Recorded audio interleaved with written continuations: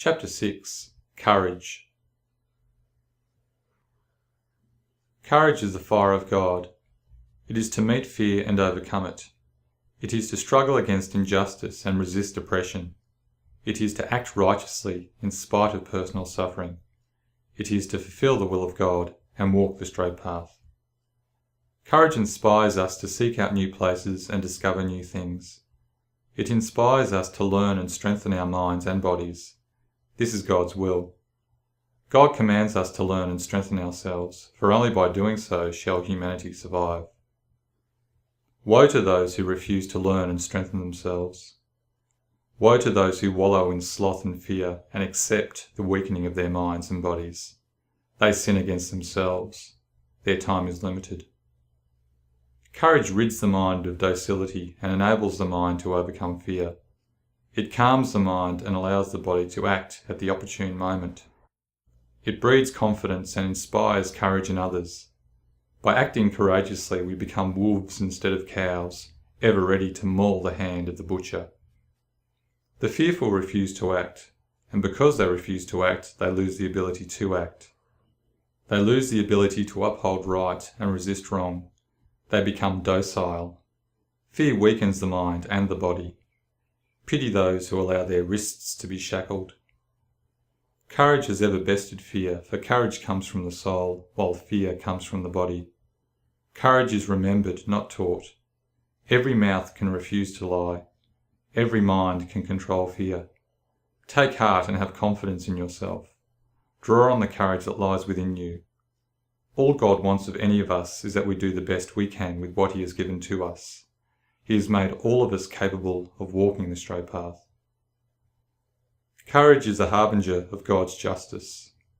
It compels us to struggle against injustice alone when others refuse. It compels the mouth to say no when others say yes, and the body to remain standing when others kneel.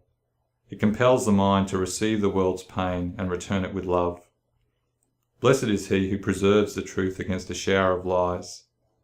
The most courageous suffer alone for the benefit of all. To struggle is to strive towards a goal despite suffering. God has given to each of us the strength to struggle and the courage to act righteously. He commands us to seek justice and struggle against injustice, to obey just laws and struggle against unjust laws, to defend just systems and struggle against unjust systems. Injustice is corruption, and God demands that we struggle against corruption so that humanity may prosper. Know when to resist and know when to yield. Step forward when justice can be attained through resistance. Step back when justice can be attained through yielding. Know when to resist using non-violence and violence. Resist non-violently when the wrongdoer listens to his conscience or is reliant upon those he abuses for the accumulation of his authority and wealth. Either his own conscience or the fear of losing his privileges shall force him to desist. Sanity cannot exist without a conscience.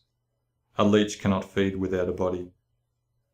Blessed is he who turns the other cheek, who receives the blows of the wrongdoer with silence and a steady gaze, without trembling or speaking angry words in return.